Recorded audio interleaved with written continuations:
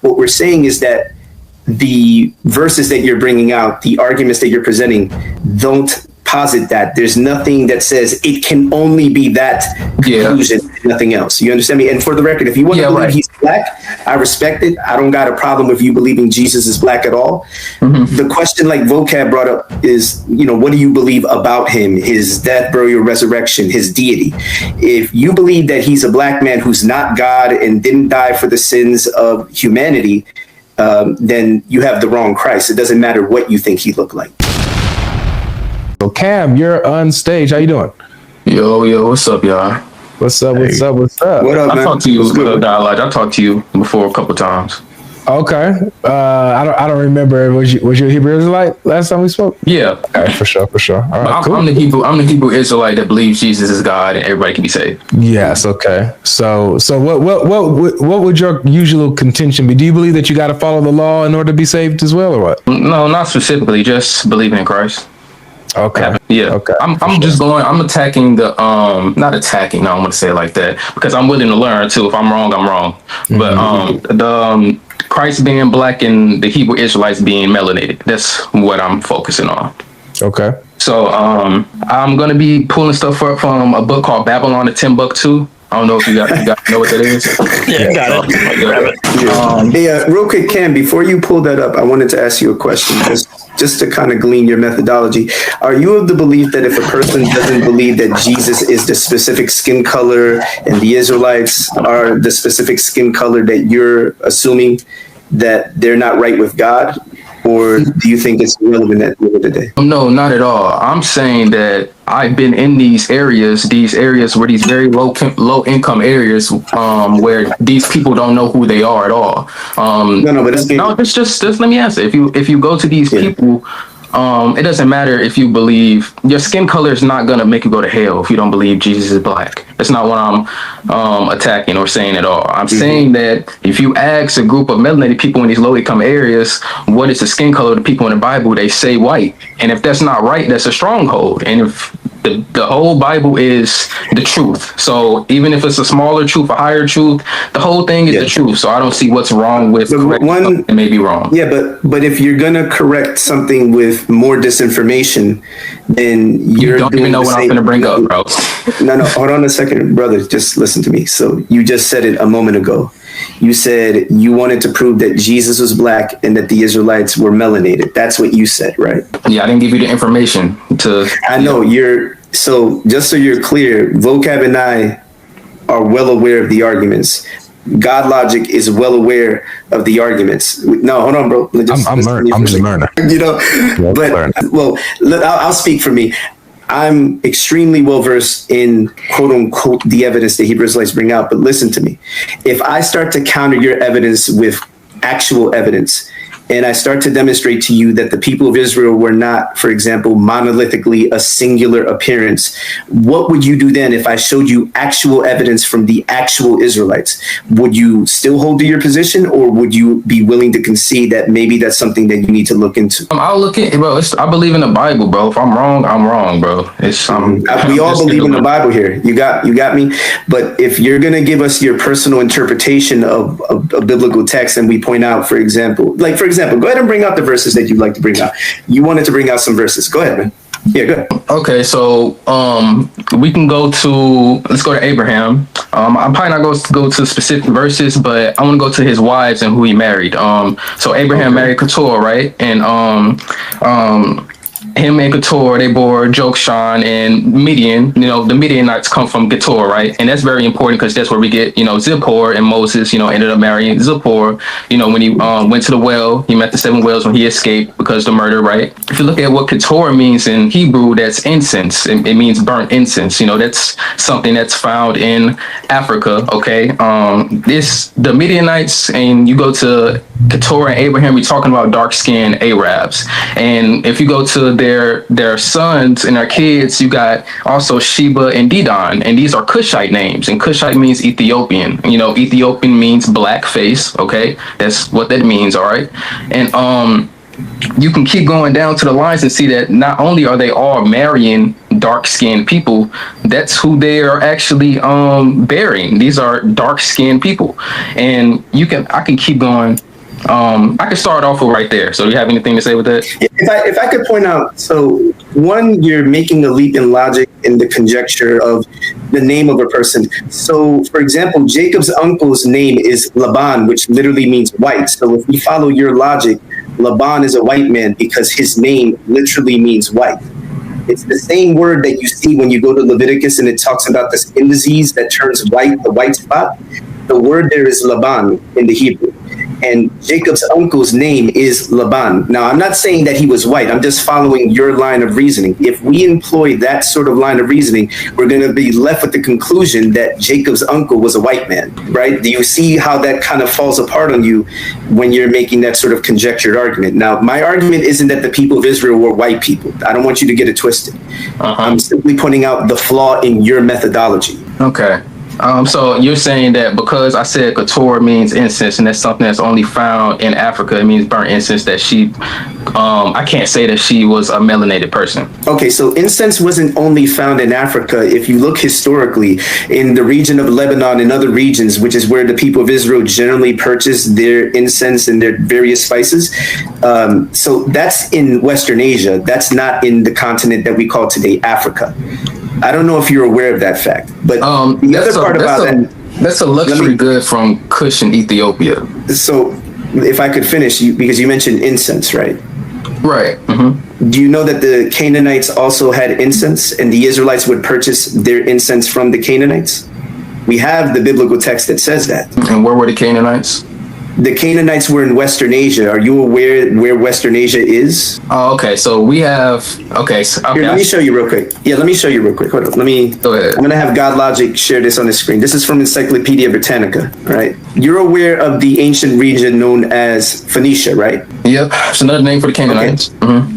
Yeah, real quick. Godlogic, could you share this on your screen, brother? I'm posting it in the private chat. So this, if you could share it, and you'll see it as soon as you click on it, it'll be like smack dab, and we'll be able to show our friend. All right. And I appreciate the cordiality, Cam. I really do appreciate the level of cordiality on you.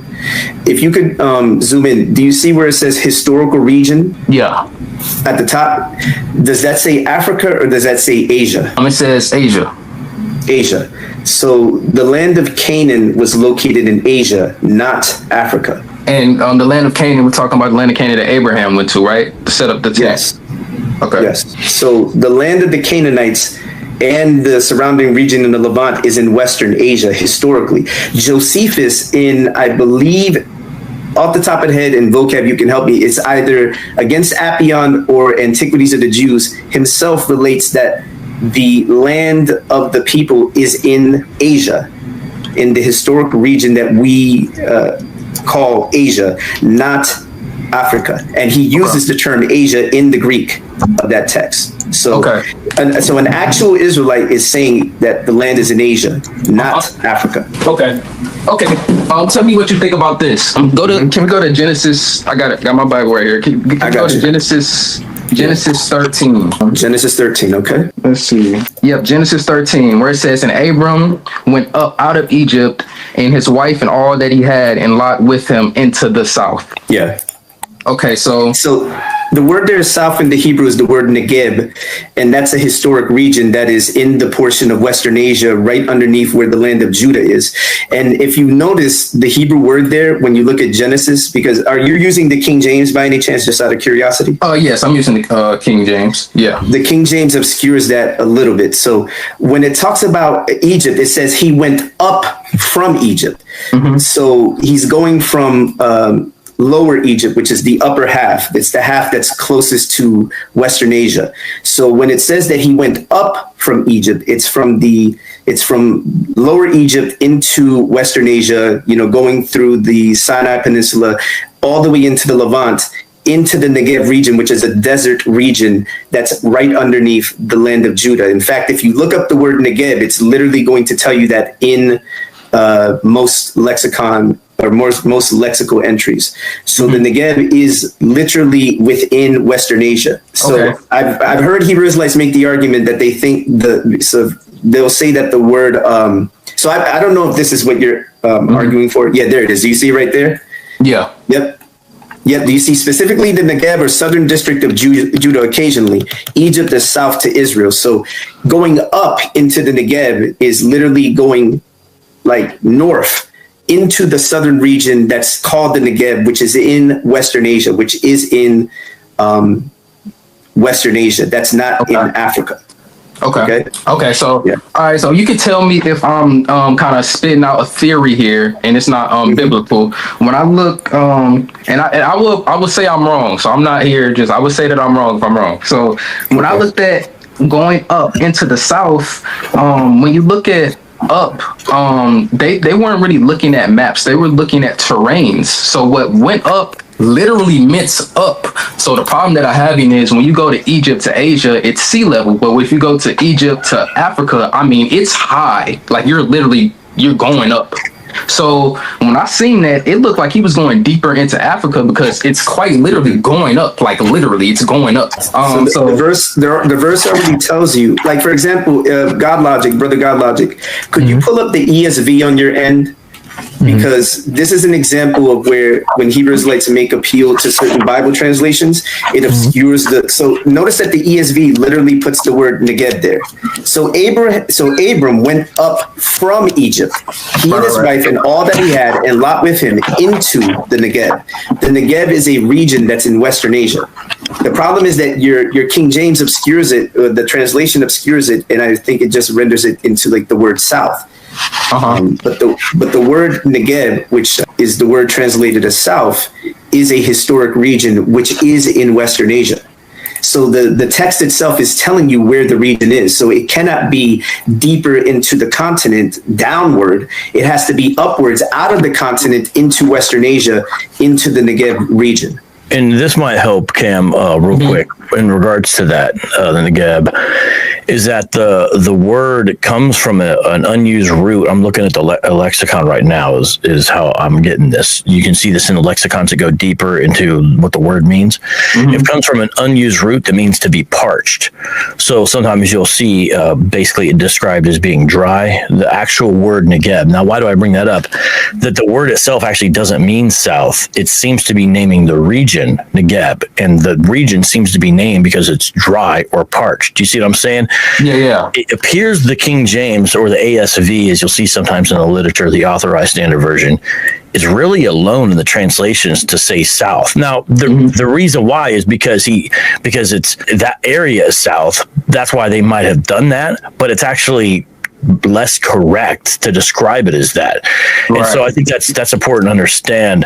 And if you look at Genesis 13:1, it gives you a sense of it because Abraham Abraham went up from Egypt to the Negeb. So where's he going? You see what I'm saying? And then Numbers, because there he's going north. And then Numbers 13:23, then they came to the valley of Escol, and from there cut down a branch with a single cluster of grapes, and they carried it on a pole between two men and some of the pomegranates. I'm trying to explain what it says. They carried it the place is called Valley of Escol. Oh, that one's not as helpful, but it's describing the same area, but it's not as clear. But the other one, there it is. Sorry, it's 22. They had gone up into the Negev and came to Hebron. Okay. So if you look at, I'm sorry, that's Numbers 13:22. So it's telling you where Negev is because notice it's by Hebron. Okay. So if you look at Numbers 13:22, that'll help. And then the other one's helpful because that one's interesting because in that situation, it's actually it's if you look at the translations, it's going north where they're actually headed. So the word means dry. The word means dry itself, but it's to say south doesn't mean into Africa. Now, what's interesting though, because it's a region of southern Judah, is why sometimes they might do that.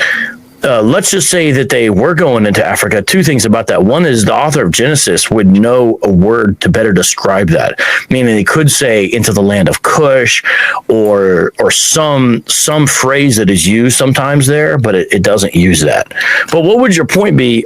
Because even if they were going to that region, what would that mean about the way they looked? Well, before you answer that, Cam, there's another part to the Hebrew. Waya'al is the word that's used that's rendered up, the word for up. if Godlogic, if you could post using Bible Hub, if you go to the interlinear of Genesis 13:1, look for the phrase Waya'alis, the very first phrase at the beginning. It should be 59:27. You click on that, and it'll bring up where it talks about the root of that is to go up, ascend, climb. So it's not something descending; it's something that is ascending. So it can only be logically up, north, not south. You understand what I'm saying? Okay. It was the translation, because when it says up and I see south going up, so it was sounding like he told him the direction, and the direction is still going up. So the south was still going up, but as you guys are saying, it's a different translation. I see what you're saying, but I see what you're saying. Hebrew makes it, and the Hebrew makes it abundantly clear that Abram and his family, Lot, his wife, they're going up. They're ascending, not descending. They're not going south, they're going north. All right. So with that, how do we get to the place where Jesus himself is black, and why does that matter in the grand scheme of things? Because like for me, I don't care if somebody thinks Jesus is black or whatever. We know he's not white, and if somebody's going around, nobody here believes Jesus is white. Can we just reiterate that nobody on this panel, nobody here believes Jesus was a blue-eyed, blonde-haired surfer dude. Nobody here.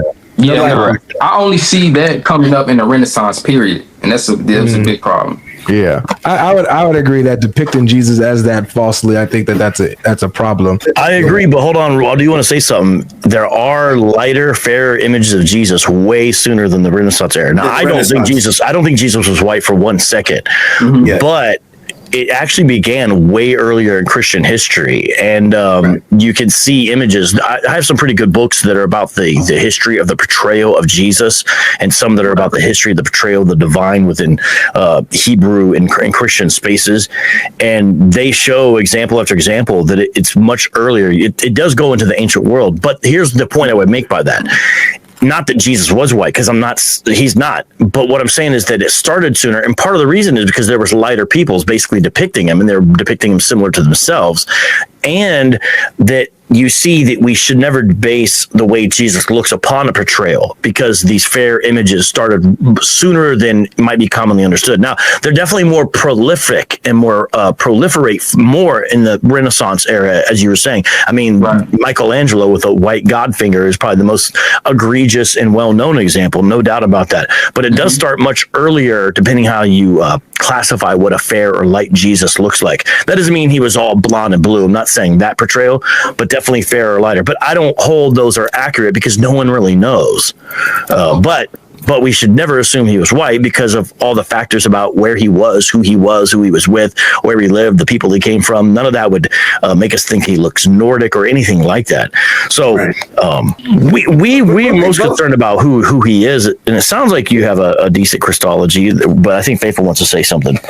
Yeah, like for example, just to give some examples of quote unquote white depictions of Jesus before the Renaissance period, in the Catacomb of Kamadilla, you have the Alpha and Omega Christ that looks like Chuck Norris, like literally do look just like Chuck Norris. Like if you type in Christ Alpha and Omega Catacomb of Kamadilla, you're going to see that Chuck Norris looking Jesus. Now, I'm not saying Jesus looked like Chuck Norris. I'm just telling you that artistic depiction existed 1,000 years. That's from the 300s. That's 1,000 years before the Renaissance period. So it didn't begin with the Renaissance period. You understand? Right. And the other thing is that, like, for example, a lot of those dark depictions that a lot of Hebrew Israelites appeal to are coming from the churches, the liturgical ancient churches that themselves also made non-dark depictions. And in fact, you have non-dark depictions living contemporaneous with the dark depictions. So the idea that Jesus had to be no, if you look at any artistic period of when Jesus's icons were being produced, they're always diverse. There's never a period where it was just one icon of this kind and this skin tone, and then you always had you always had artistic diversity amongst artists, artisans, when it came to how they depicted Christ. So, assuming that it must be this depiction that you feel really emotionally attached to doesn't follow logically. You understand what I'm saying? Yeah. I feel like if you focus on race, race doesn't matter when it comes to the kingdom of God. I feel like that brings a race war to the entire point. So even like when they bring up the Revelation 9, where they say hair like wool, and that's a terrible scripture. That does not prove that he's black. So I don't even agree with that either. You don't get it? He had feet like bronze, man. Come on, man. What color the bronze? Ain't your feet looking like bronze? Clearly he black, man. Come on. I don't agree. I don't agree with that at all. I was just noticing that when more melanated people use, because even the word black and white, that was created by a man too, to put people and classify people in certain, it was about like nations and not bloodlines, not about skin colors. But once I noticed that more people look at the ancestry of it, and I was seeing them turn back to it and actually turning from their ways, because hold on, this book is talking about me. Wait, or not necessarily talking about me. I don't want to say it like that, because it's about everybody and salvation for everyone. But it's a change in people's spirit, because it's just like they think it's all Caucasian people, and I think that's a very strong hold that's on a lot of people that I see in my community, and definitely where I was from, where they're in these areas where their culture is completely stripped, and they're taking cultures from other people because they don't know what their culture is. Yeah. So correct. Yeah, but you don't correct disinformation with more disinformation. Right. And that's the problem. What we're trying to get you to see is that one can rightfully say Jesus was unlikely to have been a blue-eyed, blonde-haired surfer dude. I don't think anybody on this panel believes he was ever that appearance. However, it wouldn't logically follow that if he's not blue-eyed and blonde-haired, then he has to look like Tyrese. You understand me? Like, it doesn't follow that you have this one extreme and then the other opposite extreme is the default winner. No, it can be the case that Christ very well could have had the morphology that resembles Osama bin Laden without the false beliefs that Osama bin Laden had, being a Muslim. We can say that Christ could have had his appearance, or he could have had the appearance of other people in Western Asia. We're not denying and saying that it's impossible that Jesus could have had very dark skin that could be considered morphologically black. What we're saying is that the verses that you're bringing out, the arguments that you're presenting, don't posit that. There's nothing that says it can only be that conclusion, nothing else. You understand me? And for the record, if you want to believe he's black, I respect it. I don't got a problem with you believing Jesus is black at all. Mm-hmm. The question, like Vocab brought up, is, what do you believe about him, his death, burial, resurrection, his deity? If you believe that he's a black man who's not God and didn't die for the sins of humanity, then you have the wrong Christ. It doesn't matter what you think he looked like. Yes, I 100% agree with that. I definitely agree with that. I agree with you. Hey, Godlogic, can I address someone in the live chat briefly? Because they gave you a super chat. I think it's Zion's Lion. He said the oldest depiction of Hebrews is the Lakish reliefs, and they were black. LOL, something I found interesting. I'm not sure 100% if that is the oldest depiction. There's some other ones, but nonetheless, let's say that is. I was just with Godlogic the summer that just passed, and we were in London together. One of the things I did when I was in London is I went to the British Museum. So I saw the reliefs you're talking about. I saw them. In fact, I just shot a video 2 weeks ago I put out that shows me beside them, and I'm talking about it. It's called 27-minute Bible tour proves the Bible, or something like that, the video.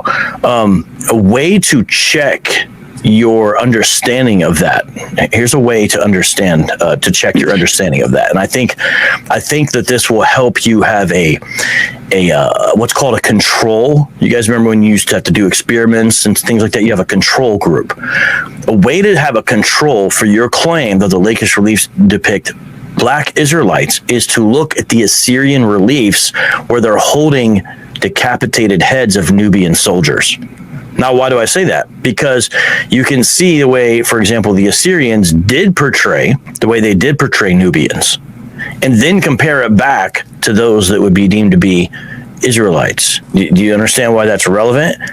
And I would say that it doesn't match, meaning they're not the same. It's not the same portrayal of the people, and that's relevant because the Lachish reliefs are Assyrian palace reliefs, right? They show Assyrian victory over that part of the kingdom of Judah. By the way, the fact that there's no depiction of the destruction of Jerusalem actually proves the account for the angel killed 185,000 because they were making their way up. Why would you show Lachish? It's not even a major city as far as it's not a big deal. Basically, why would you make a big deal about destroying Lachish unless you didn't destroy Jerusalem? It actually shows the emission shows proof of the Bible's record on that. Right. But what I'm saying is look at, and it's kind of gruesome, but the Assyrian reliefs include them holding decapitated heads of Nubian soldiers, people that would have the features that you're talking about. They don't look like the Israelite depictions.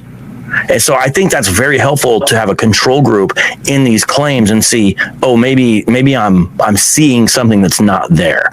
And so I just encourage you to check that out. There's other examples, but I think that'll benefit you. Also, real quick, Cam, something that will also help you is to see the actual artwork made by the Israelites themselves, of themselves. So one of the more famous ones is in the Dura Europos Synagogue, which is located in Dura Europos, Syria. It's an ancient synagogue. It's probably the oldest synagogue on earth. And this is a diasporic community of Israelites. When you look at that synagogue, if the brother Godlogic, if you could click in the private chat on the link, it'll bring up the depictions so people can see it in the audience. You're going to see the wide variety of ways that the ancient Israelites depicted themselves. They depicted themselves with dark skin, medium skin, fair skin, looking like the Passion of Christ Jews, looking like all kind. But what that shows us is the diversity within the community. The community depicted the patriarchs in much the same way that they themselves look. So the people of Israel were always diverse in their appearance. They were never just like monolithically this one thing and that was it. In fact, I definitely think all of Israel looked the same. So question, when Jesus hid in Egypt, for his time as he was a child, that it doesn't really matter. Like his skin color could have still been olive toned, is what you're saying. Yeah, because check this out: the Egyptians themselves were varied, and also there's a presupposition some of those people make where for Jesus to be in Egypt hiding from Herod, he would have to look exactly like the Egyptians.